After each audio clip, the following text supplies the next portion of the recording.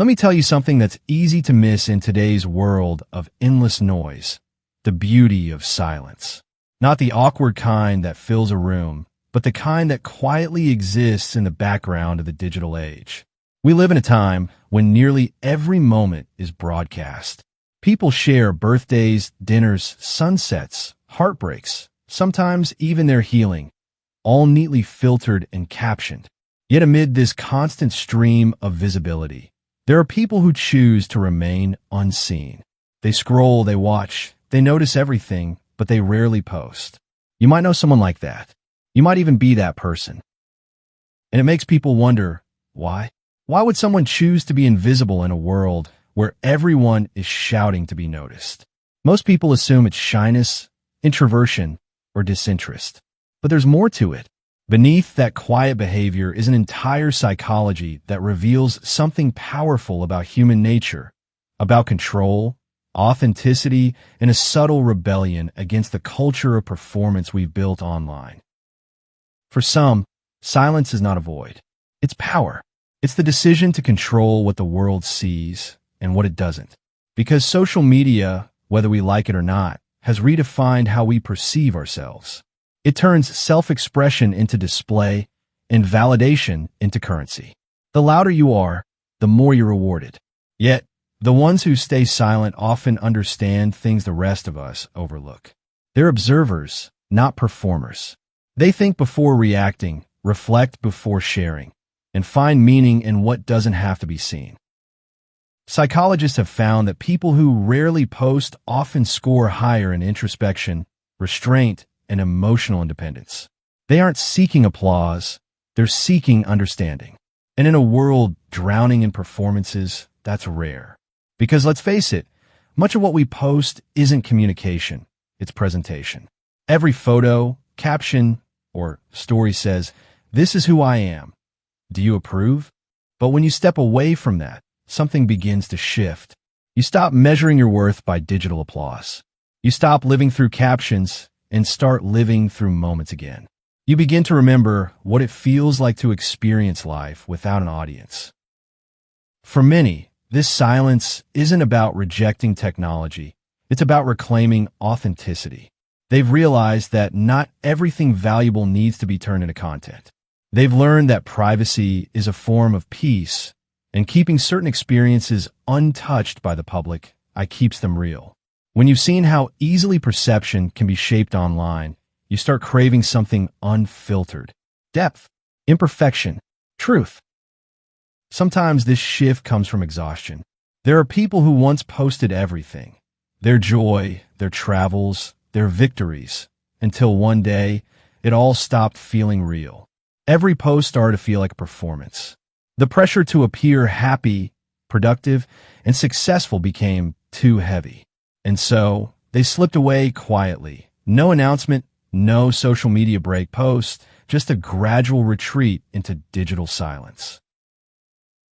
But that silence isn't emptiness. It's preservation. It's caring deeply about meaning, about presence, about protecting what's sacred.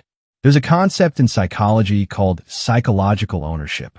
It's the sense that a moment, an idea, or an experience belongs wholly to you. When you post it, that ownership fades. The moment becomes public property, open to judgment, misunderstanding, even mockery. Those who choose not to post are guarding that sense of ownership over their lives. They're keeping their experiences pure, untouched, private. And that's not sadness, it's freedom. Think about it. When was the last time you experienced something beautiful and didn't feel the urge to share it? When was the last time you laughed or achieved something and didn't think about how it would look online? That impulse to broadcast every moment isn't natural. It's learned. It's the product of years of dopamine hits, likes, and algorithms conditioning us to associate visibility with value. When someone breaks free from that, it might look like rebellion, but it's actually healing. They start rediscovering what it feels like to live for themselves again, to cook a meal without photographing it, to travel without tagging locations, to feel something without turning it into content. And in that stillness, something powerful awakens, a sense of self that doesn't need an audience.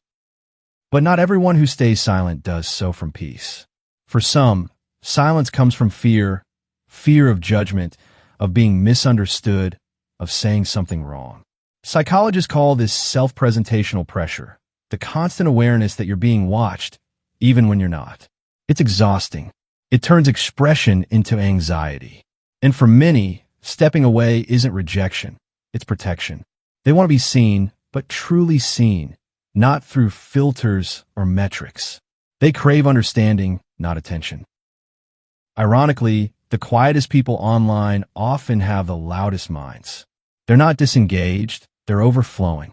They're just tired of performing. In a world that constantly says, "Look at me," their silence becomes a quiet declaration of self-worth. It's saying, "I exist beyond your perception." They might scroll through their feeds, watching others' lives unfold, smiling, reflecting, maybe even aching a little, but they understand something most don't. Not everything you live through is meant to be witnessed. Some transformations, some growth, some heartbreaks are meant to happen in private. Because being unseen doesn't mean being insignificant.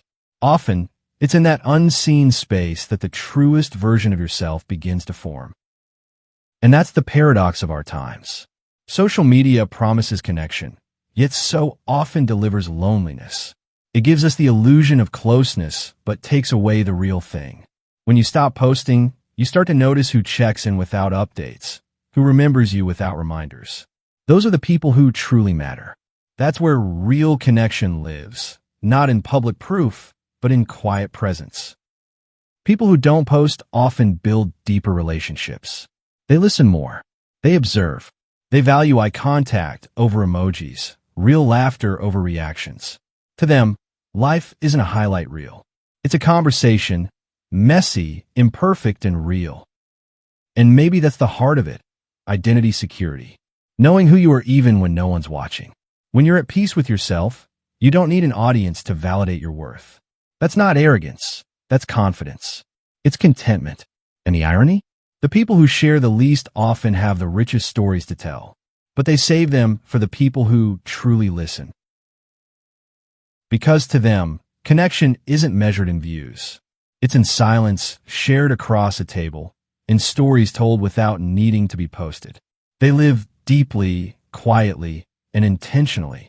And maybe, in a world so obsessed with being seen, their invisibility is not a flaw. It's a reflection. A reminder that not everything meaningful must be shared. The longer someone stays offline, the more their senses begin to wake up. Colors look richer. Time slows down. Conversations feel fuller. Without the lens of performance, life becomes real again. When you stop chasing the perfect shot, you start feeling the imperfect beauty of the moment. That's something most of us have forgotten. There's science behind this too. Each time we get likes or comments, our brain releases dopamine, the same chemical that drives addiction. It creates a loop of craving validation. Over time, we start living for that next hit, that next sign that we matter. But the ones who step away are doing something radical. They're breaking the loop. It's not disinterest, it's discipline. They're training their brains to find satisfaction internally, not externally. Psychologists call this an internal locus of control, when your happiness comes from within, not from others' approval. You don't need to hear "you're enough" to believe it. And research backs it up. People who take extended breaks from social media often report greater emotional stability, better focus, and higher self-worth. Because when you stop seeing your life constantly reflected back at you through a digital mirror, you start recognizing it as your own again. But silence isn't always serenity. Sometimes it's fatigue. Many people stepped into social media seeking connection, only to find comparison, envy, and exhaustion. It's hard to watch everyone's best moments while you're living through your worst. Even when you know it's curated, it gets under your skin. And so, people withdraw, not to hide, but to heal. They no longer want to perform happiness just to be believed. And that's one of the quiet truths of our generation. We've confused visibility with value. We've come to believe that if it's not seen, it doesn't count. But real meaning doesn't need witnesses. Some of the most powerful moments of your life, the ones that shape who you are, will happen in total privacy. No cameras, no captions, just you. And maybe that's what those who don't post understand best. That privacy isn't loneliness, it's intimacy with yourself. When you stop performing, you start hearing your own thoughts again. You reconnect with what's real, your fears, your desires, your instincts. You begin to feel at home in your own mind. It's not a retreat. It's a return to yourself. Of course, there are moments of doubt. Moments when silence feels isolating, when you wonder if you're fading into irrelevance while everyone else seems to be shining. But with time, you realize something. Your worth doesn't vanish when no one's watching. It's constant, like the quiet hum that remains after the music stops. And that's what true confidence looks like, not loud self-promotion, but calm self-assurance. Some people joke, if you didn't post it, did it even happen? But maybe the most important things that happen to you never make it to the feed. Your heartbreaks, your small triumphs, your late-night realizations. Those moments don't need validation to matter. They matter because they changed you. In psychology, there's a term called congruence, the alignment between who you are and who you show to the world. In the age of filters and curation, that alignment keeps slipping. We start performing a version of ourselves that feels acceptable. But those who don't post often do it to stay aligned, to protect that fragile truth between their inner and outer worlds. They don't need to display their joy to feel it. They don't need to prove their pain to validate it. They simply live it, fully, quietly, honestly. And perhaps that's why those who live quietly often feel life most intensely. They notice details the rest of us miss. The texture of silence, the way light falls on a wall, the tremor in someone's voice. They are present, and presence is the rarest form of attention in a distracted world. Yes, they're often misunderstood, called mysterious, detached, or aloof. But their silence isn't emptiness, it's depth. It's the calm that comes from not needing to explain yourself to be understood. It's the confidence of knowing that your truth doesn't depend on approval. Because not every truth deserves an audience. Some moments, some emotions, some memories are too sacred to be exposed to algorithms and opinions. Once something becomes public, it stops being purely yours. And maybe some things are worth keeping untouched. So, the next time you come across someone who never posts, don't assume they're disconnected. Maybe they're just present. Maybe they found peace in the spaces the rest of us forgot to look, in quiet dinners, long walks, unrecorded laughter. Maybe they've remembered that being unseen isn't the same as being alone. That being silent isn't the same as being empty. Because in the end, we weren't meant to be performances. We were meant to be people. And those who choose silence, they remind us of that. Not through their posts, but through their presence. Through the quiet beauty of simply living without needing to prove it.